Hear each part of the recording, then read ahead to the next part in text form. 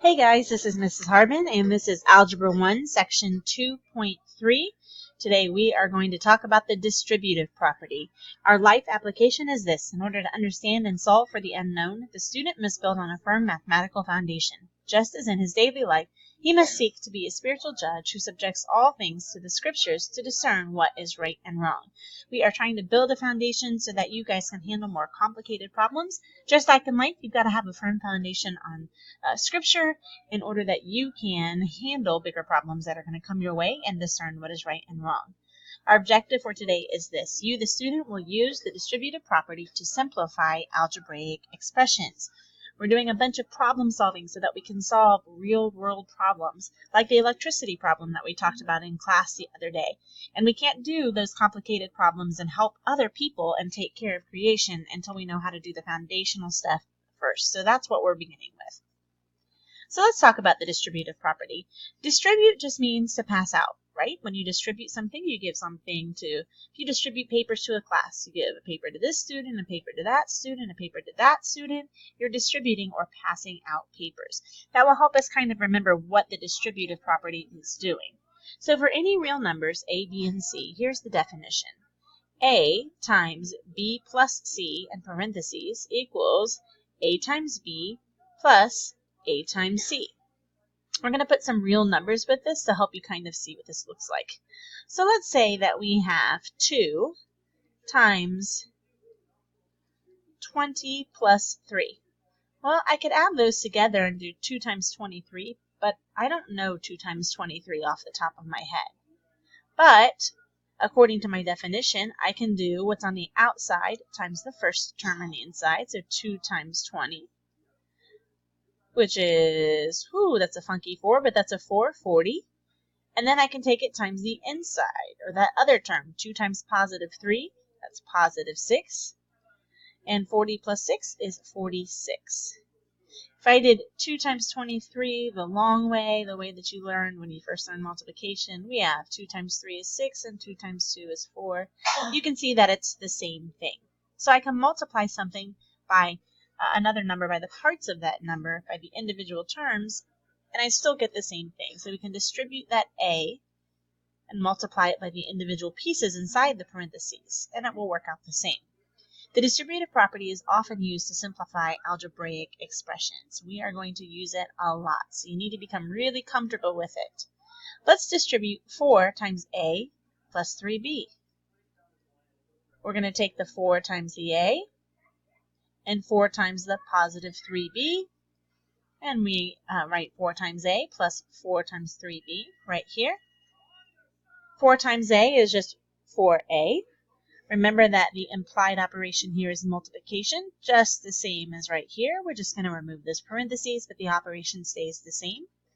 And 4 times 3b, we can't just drop the parentheses here, because then we would get 43b, and that's not the same thing. We are multiplying. And 4 times 3 is 12, and then we have that variable down there at the end, 12b. Okay, distribute this one. On your own, pause the video, come back and see if you get it right. This time we're distributing a negative 2. So we're going to take negative 2 times 3x. Our operation sign stays here. Then negative 2 times 4x. Our operation sign stays here. And negative 2 times 5. We're going to write each of those things out. And I know that negative 2 times 3 is negative 6. My variable stays the same, x squared. My minus sign goes here, and then I have negative 2 times 4x. Well, negative 2 times 4 is negative 8. My variable stays the same. Plus, negative 2 times 5 is negative 10. Because of our double signs that we have here, negative, negative, reverse, reverse, that switches back to positive sign. We end up with negative 6x squared plus 8x minus 10. A term in algebra, when we talk about terms, a term is a constant. Remember, constant is just a number, so this is a term. A variable raised to a power, so this is a variable raised to the first power, or this is a variable raised to the second power. Those are both terms. Or it can be the product. Remember, that just means multiplication. or quotient, which means division, of a constant and one or more such variables. So 7x is a term because it's a product of a constant and a variable. 7x squared is a term because that's a product of a constant and a variable. 7 divided by x squared is a term because it's a constant and a quotient of a variable. So each of those are terms. Let's take a look and see if we can count how many terms. How many terms in 6x squared minus 8x plus 5? 1, 2, 3 terms. How many terms in 8x squared y cubed? Just one term. Hopefully you noticed something about what separates our terms. Like terms are terms that have the same variable or variables, with corresponding variables having the same exponents. So 6x, 8x, and 5x are all like terms because they have the same variable, and these x's all have the same exponents. They're all being raised just to the first power. We don't write that one. 6x squared, 8x squared, and 5x squared are all considered like terms because they all have an x squared term, a variable raised to the same power. Hopefully you noticed earlier what separates terms, and we'll point it out here. Terms in an expression are separated by addition or subtraction. So in this we have 1, 2, 3 terms separated by either addition or subtraction. And in this expression we just have one term, because you have a constant 12 with 3 different variables, but they're all being multiplied. There's nothing being separated by addition or subtraction, so that's just one term. Let's talk about how to simplify. When we're simplifying, we're trying to combine like terms until we can't combine anything else. Combine just means add and subtract. We're not solving for x. We're not trying to figure out what y is. We're just trying to get like terms combined together. So when we look at this, 3x plus 5x minus 4y, what are our like terms? Hopefully you said 3x and 5x. They're already color-coded for you, but we know that these are like terms because they have the same variable being raised to the same exponent. Negative 4y or minus 4y is not a like term because it has a different variable, a different letter. When we combine like terms, all we're really combining is the coefficients. In this case, 3 plus 5. 3 plus 5. We're not going to do anything with that x because we're not increasing this exponent and how many times it's being multiplied. We're increasing how many groups of x. What if we replace x with something else? Let's replace x with groups of 3 groups of, and instead of x we say 3 groups of, let's see, what can I draw easily here? 3 groups of flowers. That's a flower. Okay, and I combine that with 5 groups of, I'm going to abbreviate that there, 5 groups of flowers. Okay, how many groups of flowers do I have now? I have 8 groups of flowers. The actual individual number of flowers is not going to be 8. This is describing my groups. So we're combining our groups of x. We're not actually looking at how many x's we have. This is 8 groups of x. So keep that in mind. We're going to add our coefficients, 3 plus 5. That gives us 8x, or 8 groups of x, minus 4y. These are not like terms. We cannot combine them. Therefore, we are done. This is as simple as it gets.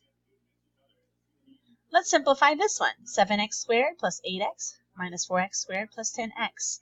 The first thing we need to do is look for like terms. I like to color code mine, so let's do that now. I'm going to use blue. I see an x squared term here and an x squared term here. So I'm going to underline those in blue. I'm down here and switch colors. I have an x term here and an x term here. So I know I can combine the blue terms and I can combine the green terms. My blue term, 7x squared minus 4x squared. Again, our x squared stays the same. Let's just look at the coefficients. 7 minus 4 and we get 3x squared. 8x squared and 10x squared. 8 plus 10 is 18. We have two terms. They cannot be combined because they are not like terms, so this problem is finished. It has been simplified. The numerical coefficient, often just called the coefficient, is the numerical factor, the constant, accompanying the variables in a term. So let's go back. In the problem that we just solved, 7 was a coefficient, 4 was a coefficient, 8 was a coefficient, 10 was a coefficient. And we talked about that last class. When you're combining like terms, all you're doing is combining coefficients. 3x squared minus 7x squared plus 8 or plus x squared. The coefficient of 3x squared is 3. The coefficient of negative 7x squared is negative 7. What's the coefficient of positive x squared? It is 1. We don't have to write the 1 because we can see that we have 1x squared just by looking at it. And so a lot of times that 1 gets dropped. It's not incorrect to write the 1, you just won't usually see it. Because we can see by looking at it, we have 1x squared. There's 1 there. When combining like terms, first identify like terms. Again, I like to color code it. I think it's a great way to keep track.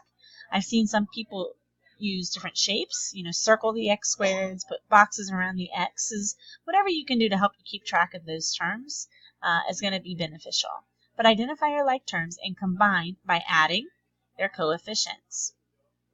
So in this problem, 3x squared minus 7x squared plus x squared, first identify the like terms. Well, they're all like terms, so let's combine the coefficients. 3 plus negative 7 plus 1. And that gets us to negative 3 squared.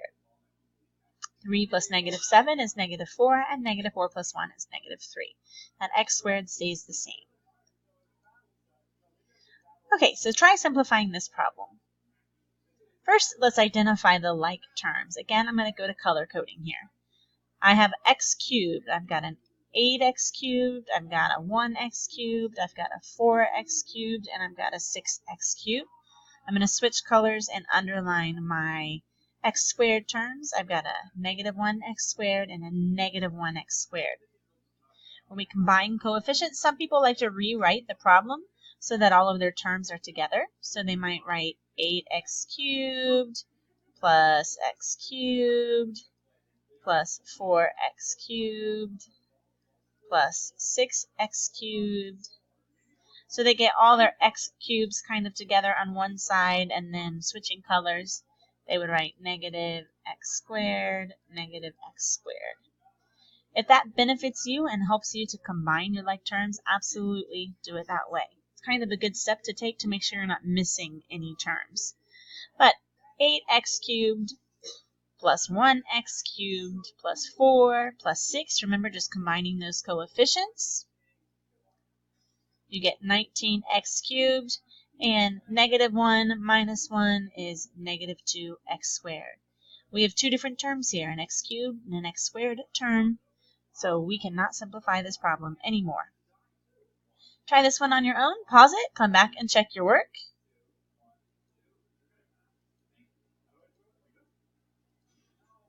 All right, this problem has been simplified. X squared y and xy are not the same because the x is being squared. So these are two separate terms. And then we have just an x and just a y. So this problem has been simplified. Try this one on your own. This expression contains no like terms. If you look, all of my variables are different. This one has an x squared yz. This one has an x squared y, but no z. This one has an x, but not squared, a y squared, but not a z. And this one has an xyz, but none of them are squared.